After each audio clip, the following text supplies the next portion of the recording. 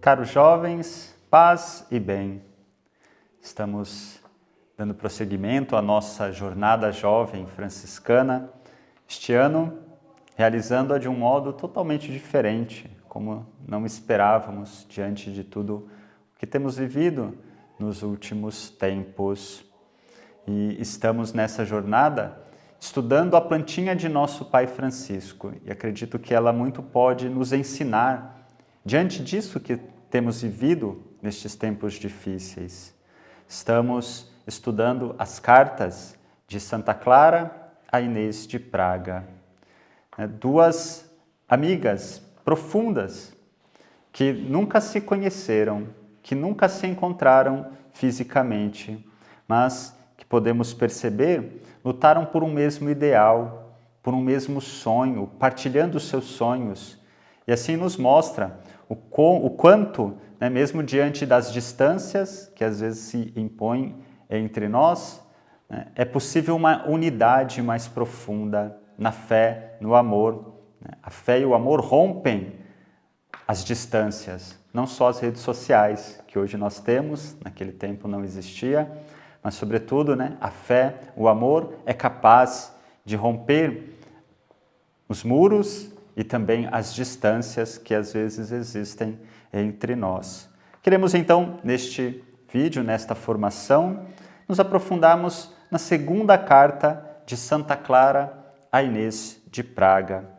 É preciso antes, e gostaria antes, de comentar um pouco o contexto desta carta, que foi escrita por volta de 1234, 1235. O que está acontecendo que faz com que Clara escreva esta carta a Inês de Praga? Vamos fazer algumas breves recapitulações. Em 1234, vai chegar a Assis notícias de que Inês, filha do rei da Boêmia, deseja seguir os passos de Clara. E aquilo é um motivo de muita alegria, Imagina, a filha de um rei que havia sido cortejada em casamento pelo imperador Frederico II, de repente deixa tudo para seguir os passos da pobreza, nos caminhos de Clara de Assis. Aquilo causa, por toda a cristandade, se torna uma notícia. E Clara, muito contente, as irmãs muito contentes, Clara escreve a primeira carta a Inês. Um pouco tempo depois, no entanto, provavelmente 1235, é que Clara vai escrever a segunda carta. E o que está acontecendo? Então, fazemos uma pequena recapitulação da história. Clara tinha iniciado o seu caminho em 1211, 1212, mais ou menos, começando um novo estilo de vida religiosa feminina. Ela quer seguir os passos de Francisco. No primeiro momento, ela, depois que foge da sua casa aos 18 anos, é levada a um mosteiro, fica um tempo lá, depois levada a um outro mosteiro e, por fim, é levada a São Damião, porque percebe que a sua vocação não é viver a regra de São Bento como os mosteiros daquele tempo viviam. Ela anseia um novo estilo de vida, contemplativo, porque naquele tempo era o tipo de vida religiosa que se pensava na dimensão feminina, mas diferente daquilo que havia. De alguma forma, e Clara vai fazer essa experiência em São Damião, sim, uma vida contemplativa, retirada no silêncio, na oração, mas ao mesmo tempo também aberta ao povo, aos pobres, aos frades. Então, não de um silêncio tão rigoroso como era naquele tempo, não de um fechamento tão forte como eram os mosteiros daquele tempo, mas que mesclava o silêncio e ao mesmo tempo a abertura. Era aquilo que Clara almejava. E é isso que ela vai buscar, diante essa pequena diferença que havia entre a vida religiosa que já existia e aquilo que ela almejava. E logo que Clara deixa a sua família e vai para São Damião, começa a vir outras mulheres, outras moças seguindo Clara. E aquilo se espalha. E mesmo outros mosteiros que já existiam querem seguir mais ou menos a inspiração de Clara, porque nesse tempo também era muito forte, várias comunidades femininas que iam surgindo, desejando viver um estilo de vida um pouco diferente do que existia. E o tempo vai passando, a figura de Clara vai se tornando uma referência, né? De modo que, posteriormente, o próprio Papa, né, da época, queria unificar todos esses mosteiros, tendo Clara por referência, porque começou a surgir vários tipos de movimentos femininos e, na tentativa de unificá-los sobre uma mesma regra, o Papa quer aproveitar, né, a referência que Clara é para instituir, né, e unificar esses mosteiros como uma ordem única. E é isso que ele vai buscar fazer, utilizando, no entanto, a regra de São Bento, que havia e que era a regra seguida nos mosteiros femininos até então, mas ele elaborando uma nova regra, usando algumas coisas daquilo que começa a surgir naquele tempo. Mas mesmo assim, essa ideia não agrada a Clara, né? De fato, a partir, né, do Ugolino, que vai se tornar o Papa Gregório IX, ele vai estabelecer uma ordem chamada Ordem de São Damião, né, que vai buscar unificar vários mosteiros com essa regra que ele vai escrever a partir da regra de São Bento. No entanto, o mosteiro de Clara e alguns outros não vão concordar em seguir esse tipo de regra, porque ainda não é aquilo que ela busca viver, não é aquilo que ela almeja viver como vida religiosa. Nesse conflito, né, de diferentes regras, e qual era esse conflito? De fato, a regra de São Bento, ela propunha um silêncio mais rigoroso, uma clausura, né, mais absoluta, ou seja, um fechamento mais absoluto, um mosteiro que fosse subsistente, e para isso teria que ter propriedades para se manter, né, gerir propriedades. E não era isso que Clara queria uma nova forma de vida marcada pela pobreza, e essa pobreza, ou seja, implicava em não ter propriedade e depender da ajuda externa. E isso favorecia o contato também com o exterior, aquilo que Clara queria, né, ter um contato, seja com os frades que ajudavam, seja com as outras pessoas que ajudavam, um pouco dessa abertura. Então, uma clausura mais aberta e não tão fechada, uma vida mais marcada por essa dimensão da fraternidade, que é próprio, né, da vocação franciscana. Uma comentadora moderna chama, né, a experiência de Clara de amigas do silêncio e irmãs da cidade, ao mesmo tempo buscando o silêncio, né, a oração, a vida contemplativa, mas também essa abertura à cidade, esse contato com o povo, os problemas da cidade, né, o mosteiro como esse lugar, né, também de acolhida, onde as irmãs também podem ser espelhos para o mundo. Então, existe esse conflito. Então, o Papa tenta unificar os mosteiros com a regra de São Bento, isso não agrada muito Clara, vai haver um pequeno conflito, por isso ela vai fazer o pedido do privilégio da Santa Pobreza, ela pede esse privilégio ao Papa e o Papa vai conceder o privilégio da Santa Pobreza, ou seja, não ter propriedades, e esse não ter propriedade justamente para que isso possibilite um pouco mais de abertura, o contato com os frades, o contato com o mundo externo também. Então é isso que está no fundo, né, desse conflito. E esse conflito vai se estender até o tempo de Clara e Inês, né, vai atingir também o mosteiro onde Inês vai estar, e é isso que vai estar por trás da segunda carta. Mas vamos lá falar um pouquinho e lembrar um pouquinho a vida de Inês. Ela havia sido prometida em casamento, né, a um conde da Silésia, mas o menino faleceu. Depois foi prometida em casamento a Henrique VII, filho do imperador Frederico II, e ele vai desistir do casamento. Depois ela vai ter mais duas propostas de casamento, uma da corte da Inglaterra e outra do próprio imperador Frederico II. E depois vai de novo ser cortejada por Henrique VII. Mas depois que o seu pai morre, em 1230, ela manifesta o desejo de seguir a vida religiosa, né? E para que isso não, né, tenha conotação política de não aceitar o casamento, né, desses grandes homens, personalidades, ela pede ajuda do Papa, justamente o Papa Gregório IX, que vai estar um pouco nesse conflito com Clara, né, que não aceita a regra que ele escreve, não aceita que o seu mosteiro, né, seja gerido a partir dessa regra do Papa Gregório IX, Gregório IX vai apoiar Inês na sua vocação, né? Vai apoiar toda a decisão de Inês, que manifesta isso em 1230, e já nesse ano ela recebe do seu irmão, que se torna o rei da Boêmia, né, todo um terreno grande para construir o hospital, o mosteiro. Mas, passo a passo, ela vai sentir o desejo de seguir a vida religiosa nos passos de Clara. Então ela vai escrever uma carta e vai fazer o pedido ao Papa e a Santa Clara para que as irmãs pudessem ir até Praga, né? Inês mora em Praga, né? Hoje é a atual República Tcheca, se eu não me engano, né? E, de fato, Clara vai enviar irmãs para aquele lugar. E em 1234, de fato, Inês vai entrar na vida religiosa com mais 7 irmãs. Então, 1234 é o ano que ela entra, de fato, na vida religiosa. O Papa confirma o seu mosteiro. Com o desejo dela de viver a pobreza, a Santa Sé assume, né, como propriedade sua aquele mosteiro. O hospital que é construído passa a ser gerido por irmãos de uma ordem que a própria Inês vai estabelecer, para que ela possa viver essa dimensão da pobreza da sua vocação. Então tudo parece estar bem.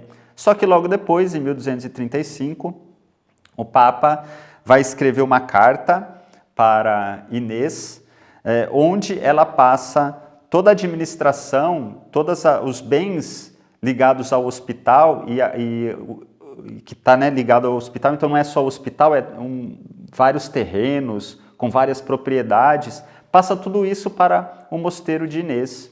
Teria Inês então que administrar todos esses bens, mas isso ia contra aquilo que ela buscava. E aí que se estabelece também um certo conflito com o Papa, né, que quer também que o mosteiro de Inês fizesse adesão à regra que ele tinha escrito, e nessa regra do Papa se previa que os mosteiros tivessem bens, se previa uma clausura mais fechada, um silêncio mais rigoroso, né? Então existe esse conflito. Então o Papa vai escrever essa carta a Inês, e aí certamente Inês vai comunicar isso a Clara. E Clara vai então escrever essa segunda carta a Inês, exortando Inês a permanecer firme no seu propósito. E aqui, né, num certo conflito com a Cúria Papal, que queria, de fato, unificar os mosteiros a partir da regra de São Bento. Lembramos que ainda Clara não havia escrito a sua regra, só no final da sua vida ela vai escrever a sua regra, então ainda existe um pouco esse conflito, justamente porque até então os mosteiros todos, eles viviam a partir da regra de São Bento, né? Tinham propriedades, estavam estabelecidos a partir da regra de São Bento. Então, o que Clara traz é algo novo, que a igreja ainda, vamos dizer assim, não sabia muito bem como encaixar, como, né, estruturar dentro das estruturas que haviam na época. É um novo que está surgindo. Então, é óbvio que existe algum tipo de tensão, né? O Papa talvez tinha a melhor das intenções, queria proteger os mosteiros, queria garantir que os mosteiros pudessem subsistir e ir adiante, mas não era dessa forma que Clara, Inês e muitas outras percebiam e viam. Então existe uma certa tensão aí. Então esse é o pano de fundo, né, que vai estar por trás dessa segunda carta de Clara a Inês, né, diante desta carta que o Papa enviou a Inês, né, passando todos os bens, né, do hospital, ligados ao hospital, ao mosteiro, e não era o que Inês queria e previa como sua vocação religiosa. Então vamos adentrar a carta propriamente dita. Clara vai iniciar, né, saudando Inês e se apresentando como, né, Clara, serva inútil e indigna das pobres damas. Para nós soa um pouco estranho, né, se apresentar assim, né? Serva inútil, indigna, parece um certo vitimismo, mas não. O que está aqui por trás é essa certeza, né, de que a sua vocação é dom de Deus, né? É dom de Deus. Clara também é nobre, Clara também é de uma família distinta, e a gente sabe ainda hoje tem peso, né, algumas famílias ricas, né, o nome da família. Naquele tempo isso era muito mais forte, né? Mas não é assim que Clara se apresenta, com títulos, né, de família, de nobreza, mas antes se reconhece serva inútil e indigna, porque a sua vocação pertence a Deus. E então ela vai saudar Inês, de que forma? Né? Então ela saúda Inês como filha do Rei dos Reis, serva do Senhor, esposa digníssima, rainha nobilíssima. Então a gente vê que, ao mesmo tempo em que ela fala de serva inútil e indigna, ela considera Inês filha do rei, serva do Senhor, rainha nobilíssima, esposa digníssima. Ora, a gente pode entender que esses títulos que ela atribui a Inês também são atribuídos a ela. Clara também é filha do rei, ela também é serva do Senhor, ela também é esposa digníssima de Jesus Cristo, ela também é rainha nobilíssima, mas então a gente percebe, né, que os títulos, vamos dizer assim, mais do que títulos, né, vêm por graça do Senhor e não por mérito próprio. Porque se Inês e a própria Clara é filha do rei, é por graça do rei. Ele é que nos faz filhos e filhas. Se ela é serva do Senhor, se ambas são servas do Senhor, é porque o Senhor nos chama a ser servos. O Senhor nos chama a participar da sua missão. Se elas são esposas digníssimas, é porque o Senhor as desposou. Se ambas são rainhas nobilíssimas, é porque se uniram ao Rei dos Reis, né, e também como rainhas reinam, ou seja, na missão de fazer o bem. Então tudo isso é graça, né? É todo o caminho cristão aqui que se descortina, olhando já para Cristo, né? É o se abaixar para ser exaltado, né? É o se reconhecer pequeno para na pequenez perceber a grandeza de Deus. É sempre esse o caminho da vida cristã, e não o caminho de se impor por si mesmo, né? De maneira alguma. Então é assim que Clara inicia a sua carta, e deseja, e ela manifesta esse desejo a Inês, depois de saudá-la, ela diz, né? Desejando que viva sempre na mais alta pobreza. É o desejo de Clara para Inês. E no fundo era o desejo de Inês também, abraçar a pobreza de nosso Senhor Jesus Cristo, da vocação franciscana. Essa é a grande luta de Clara, por isso ela pede o privilégio, né, da pobreza, também de Inês, né? E aqui está toda a defesa da vocação franciscana. Né? Se trata de toda uma experiência de vida. A pobreza é sim para elas uma pobreza material, mas que manifesta uma dimensão muito mais profunda. Né? Na vocação franciscana, né, se descobre que Deus é pobre. Deus se fez pobre no Cristo, como diz a carta aos Filipenses, ele não se apegou ao seu ser igual a Deus e se abaixou, se fez pequeno. E nisso se descortina e se descobre a pobreza de Deus. Deus se faz pobre, Deus é pobre. Ele não se impõe por sua grandeza, né? Ele não obriga de cima para baixo, né? Então essa descoberta da pobreza, da simplicidade, né, da não violência, do não se impor, para a partir disso se criar a fraternidade, né? Então é se fazer pequeno, se fazer pobre, né? Não se apropriar das coisas, não se apropriar dos próprios dons, não se apropriar de nada para se fazer irmão. Então essa é a defesa, né, de Clara e Inês. E ela então prossegue a carta, agradecendo a Deus. Ela diz, agradeço ao doador da graça, do qual cremos que procedem toda dádiva boa e todo dom perfeito. Então aqui essa manifestação de que todo bem, mesmo aquilo de bem que nós podemos realizar, na verdade pertence a Deus. Tudo que é bom pertence a Deus. São Francisco vai lembrar que a nós só pertencem os nossos pecados, né? A nossa pequenez. Mas todo bem pertence a Deus. Mesmo aquilo que nós realizamos, o realizamos por graça de Deus. Ele é todo bem, a plenitude do bem. Então tudo pertence ao Senhor, a nossa vida, a nossa vocação, o outro, né? Ou seja, então não se apropriar de nada. E aqui está a base de novo, né, da vocação franciscana. O não se apropriar de nada, nem de si mesmo, nem do outro, nem da própria vocação. A vocação que é o maior dos dons, vai lembrar Clara no seu testamento. Assim ela diz, a nossa vocação é o maior de todos os benefícios que recebemos. E diariamente continuamos a receber do nosso benfeitor, o Pai das misericórdias, pelos quais devemos render infinitas graças. E quanto mais perfeita e sublime ela é, tanto mais dele nos tornamos devedores. Por isso diz o apóstolo, conhece a tua vocação. Então, viver a vida, né, com gratidão. Acolher a vocação, antes de tudo, a vocação à própria vida, depois esse chamado do Senhor para estar com Ele, né? E esse estar com Ele que nos faz filhos, que nos faz, né, reis, rainhas. Pelo batismo nós nos tornamos reis, sacerdote, profeta e rei, né? Nos tornamos também esposos, esposas do Senhor, essa intimidade com o Senhor, por graça dEle, por dom dEle. Então, viver agradecido da própria vida, da própria vocação.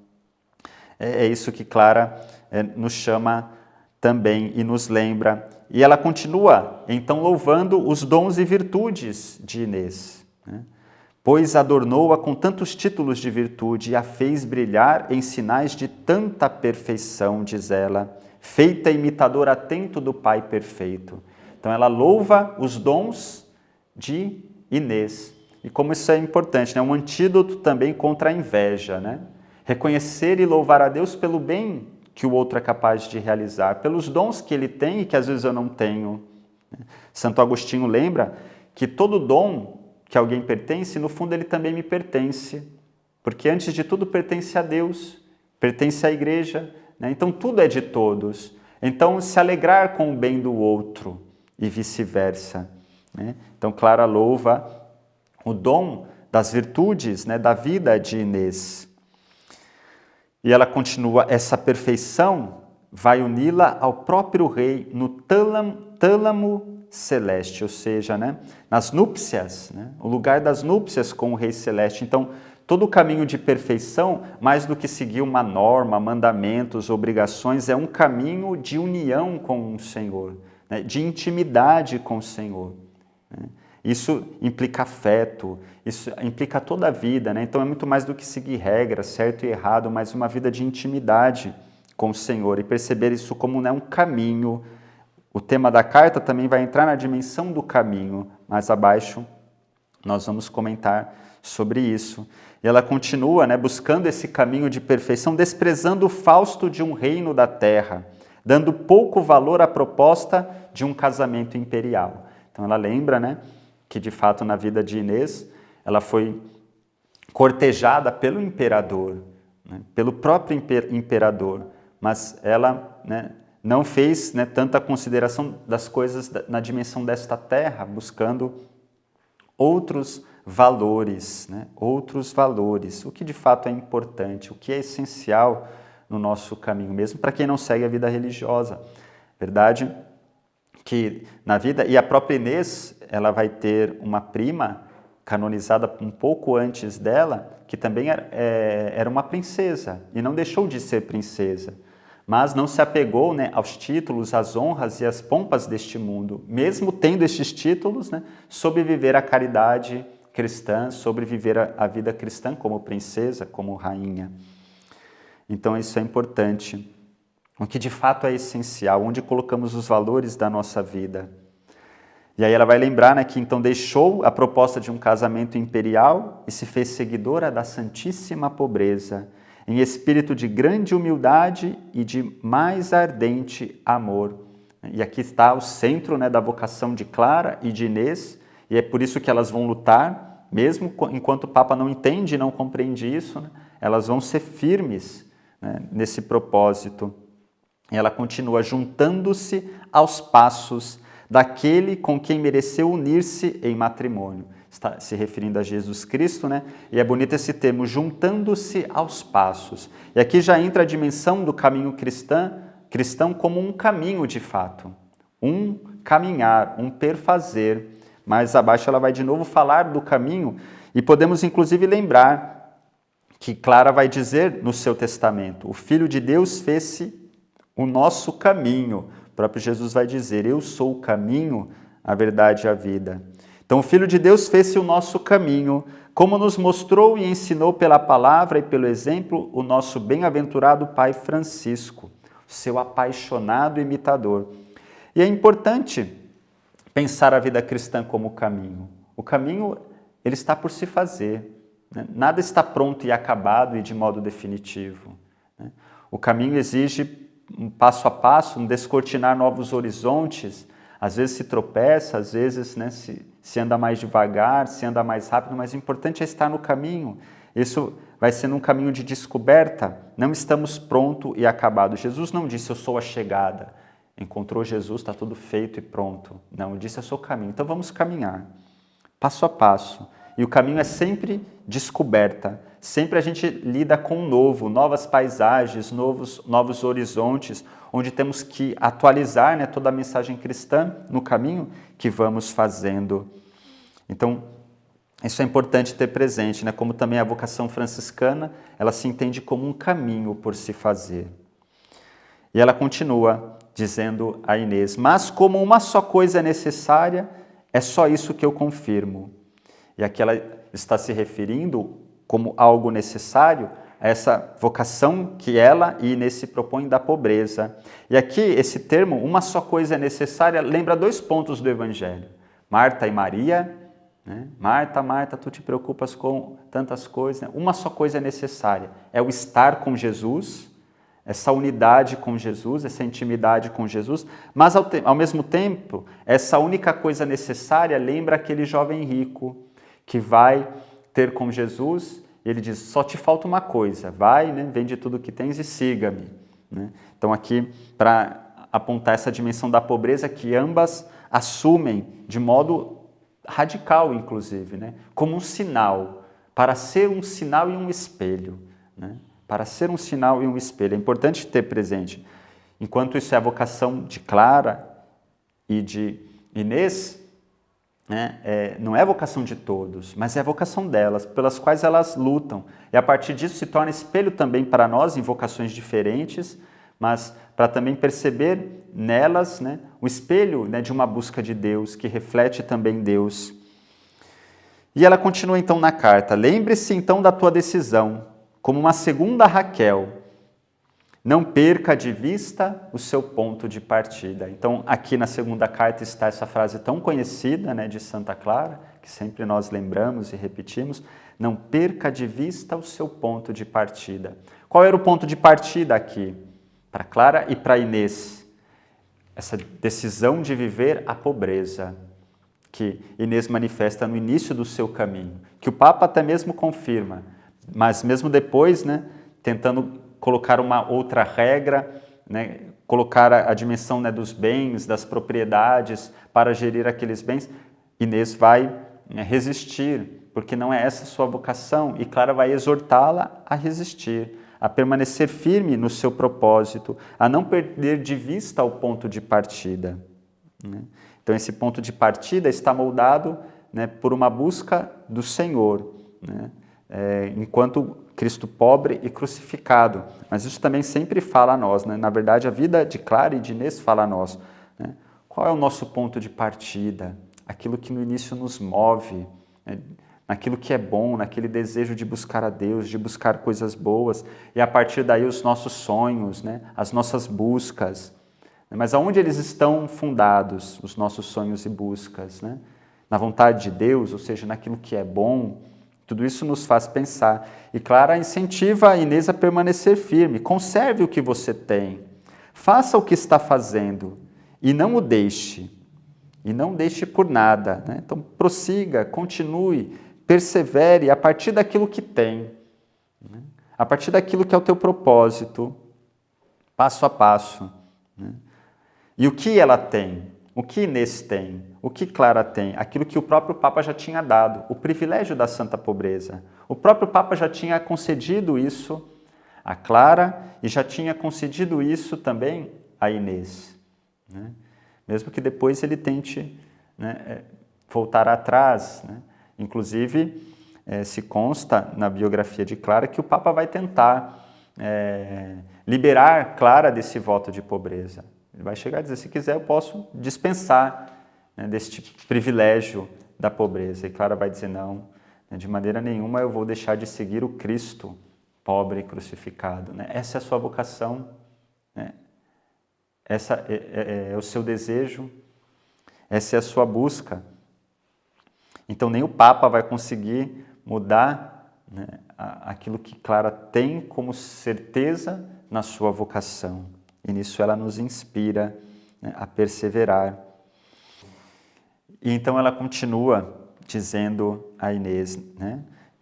Exortando a perseverar, mas em rápida corrida, com passos ligeiros e pé seguro, confiante e alegre, avance com cuidado pelo caminho da bem-aventurança. Então, de novo, a imagem do caminho, né?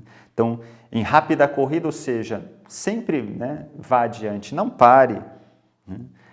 E com passos ligeiros, mas pé seguro, né? Com confiança e também alegria. Nunca se perde a dimensão da alegria franciscana, né? Perseverar no caminho. A velocidade perfeita é estar, diz Fernão Caipelo Gaivota, né? A velocidade perfeita é estar. A gente vive numa sociedade rápida, né? Ligeira, com tantas coisas, mas será que estamos em tudo o que fazemos, de fato? Né? Ou nos deixamos levar, né, pela vida, pela correria e por tantas coisas? É importante essa reflexão. A velocidade perfeita é estar, né? É estar. Então, Clara exorta a ir adiante. Podemos pensar, né?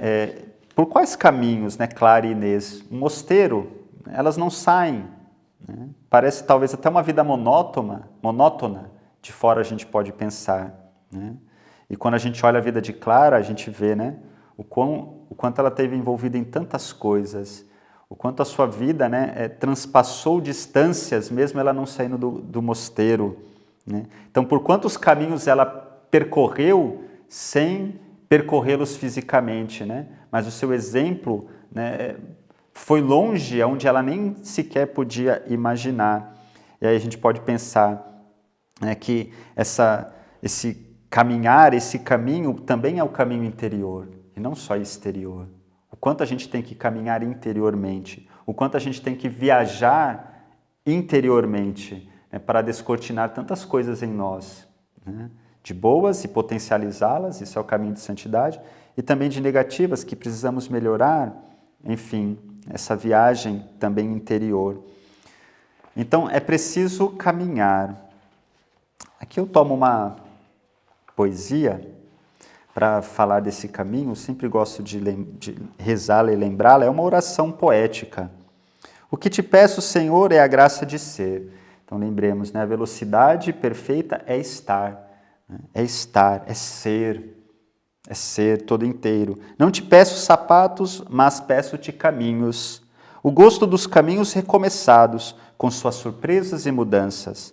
Não te peço coisas para segurar, mas que as minhas mãos vazias se entusiasmem na construção da vida. Não te peço que pares o tempo na minha imagem predileta, mas que ensines meus olhos a encarar cada tempo como uma nova oportunidade. Afasta de mim as palavras que servem apenas para evocar cansaços, desânimos e distâncias. Que eu não pense saber já tudo acerca de mim e dos outros, mesmo quando não posso ou quando não tenho, sei que posso ser simplesmente. É isso que eu te peço, Senhor, a graça de ser de novo, ser todo inteiro, a partir da nossa vocação, né, a partir da nossa essência mais profunda. São Francisco lembrava, o ser humano é o que é diante de Deus e nada mais. Então, ela exorta Inês a perseverar nisso que ela é, nisso que ela busca. E ela diz, então, não confies em ninguém, não consinta com nada que queira afastá-la desse propósito, que seja tropeço no caminho para não cumprir os teus votos ao Altíssimo. Antes de tudo, os votos, né, dela é com Deus mesmo. E ela vai continuar. Então, nisso, para ir com mais segurança pelo caminho dos mandamentos do Senhor, siga o conselho de nosso venerável Pai, o nosso Frei Elias. O que ela está dizendo nesse conflito com o Papa? Ela diz, olha, fique firme naquilo que Frei Elias nos exorta. Certamente Elias, por um tempo, deve ter exercido algum tipo de direção espiritual também junto com Clara, devia frequentar o mosteiro junto com Clara, e ela, que tinha sido ele que tinha sido companheiro de Francisco, manifestava esse ideal, né, primitivo, forte e seguro. Então, de novo, e aqui se fala do caminho e dos mandamentos do Senhor, mas aí a gente entende que mandamento não é uma coisa fixa e dada, né? Mas também é um caminho e que se manifesta também por Frei Elias. Então aqui é importante a gente perceber, não se segue no caminho sozinho. Ninguém vai por si mesmo. É preciso ouvir alguém de fora e alguém que seja uma referência, né? Aqui no caso é o ministro geral, Frei Elias. É importante ter isso presente. Não caminhamos só. E ela vai dizer, prefira-o aos conselhos dos outros e tenha-o como mais precioso dom.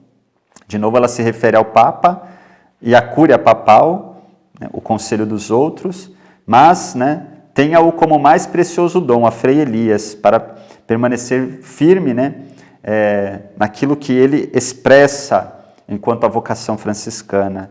E ela vai continuar, e aqui ser bem incisiva. Se alguém lhe disser outra coisa, ou sugerir algo diferente que impeça a sua perfeição, ou parecer contrário ao chamado de Deus, mesmo que mereça a sua veneração, não siga o seu conselho.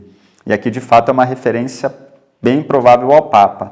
Mesmo que seja de grande veneração, não siga o seu exemplo. Clara não deixa de ter apreço ao Papa, né? De ser obediente ao Papa, naquilo que deve ser. Mas também não deixa de discordar do Papa, sobretudo naquilo que ela tem certeza da sua vocação mais profunda, e vai existir esse conflito com o Papa, e a gente vai ver que, por fim, o Papa Inocêncio IV é outro Papa, né? No fim da vida de Clara vai confirmar a sua regra. Se bem que o próprio Papa Gregório IX, que aqui está nesse conflito com Inês e com Clara, ele mesmo havia dado o privilégio da pobreza a Clara. Então, por hora a gente vê que o Papa reconhece a vocação de Clara e Inês, mas ao mesmo tempo, né, sobretudo talvez pensando na dimensão da instituição, talvez ele queira proteger, né, e então existe essa tensão. Mas Clara é firme, permanece firme.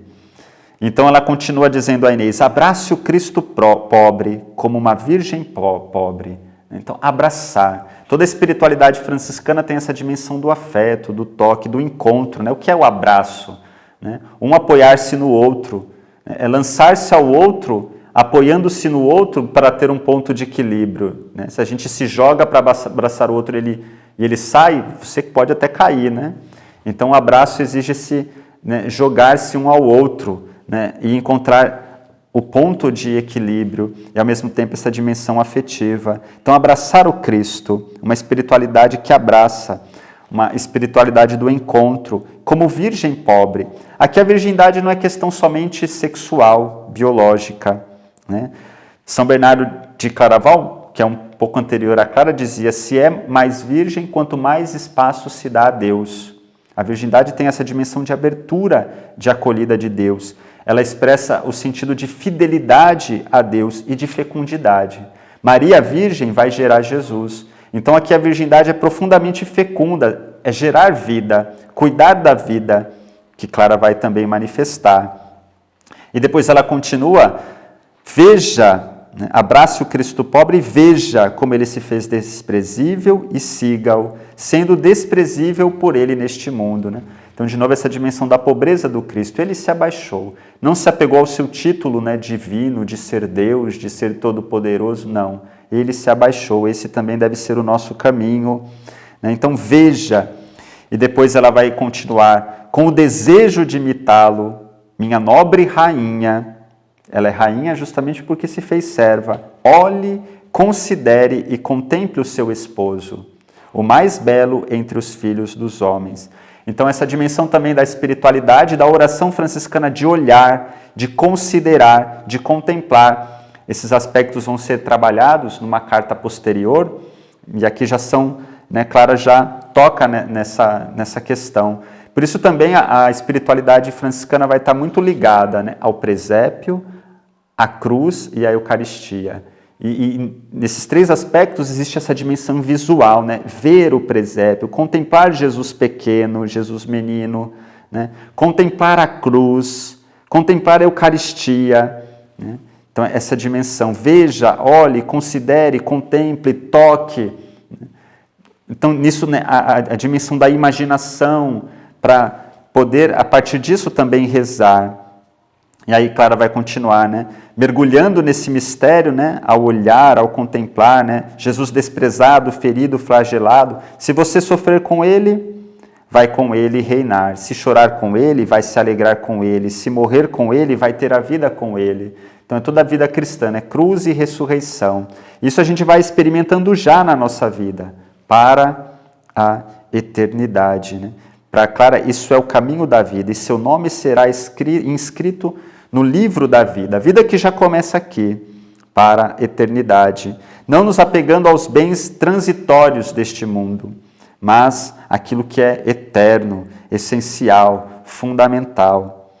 E então, depois dessa exortação, que no fundo, como a gente viu, toda essa segunda carta é uma exortação a Inês permanecer firme no seu propósito com a pobreza, né, como expressão maior da vocação franciscana, mesmo diante da incompreensão ainda do Papa. Inês vai permanecer, né, nesse objetivo e nesse propósito. E então, Clara vai se despedir de Inês. Adeus, minha querida, senhora minha, pelo Senhor que é seu esposo. É interessante como ela se refere a Inês, senhora minha.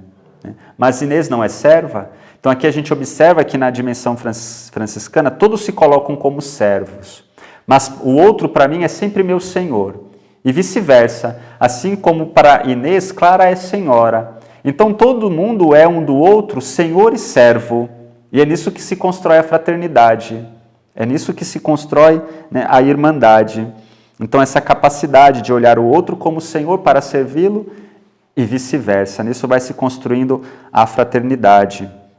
Então não é um título fixo, né? Por isso Clara sempre vai rejeitar e vai acolher com muita restrição o título de abadesa, né? Como aquela que é a chefe, né, do mosteiro. Ela nunca vai gostar dessa nomenclatura, né? Antes é irmã, né? É ao mesmo tempo senhora e serva, como todas, né? Como todas. Então essa dimensão da fraternidade, como próprio da vocação franciscana. E ela termina dizendo em suas piedosas preces, né, lembre-se de mim, que também nos alegramos com os bens que o Senhor realiza, né, em você, por sua graça. E assim essa unidade na oração, que muito nos diz a este tempo que nós vivemos, né, mesmo diante da distância, essa unidade profunda. Então que Clara possa nos inspirar, né, a perceber que de fato na fé, no amor, as distâncias, né, são diminuídas. Nós estamos unidos numa dimensão muito maior e que ela também nos inspire a gente permanecer firme nos nossos propósitos, né? A partir, né, da vontade de Deus, ou seja, do bem, do amor, do cuidado à vida, desse olhar, né, mais profundo à realidade que nos cerca, vendo tudo como irmão e irmã, como tudo vindo de Deus, estando em Deus, permanecendo em Deus. Que ela possa nos inspirar assim em nosso caminho. Louvado seja o nosso Senhor Jesus Cristo, para sempre seja louvado. Paz e bem.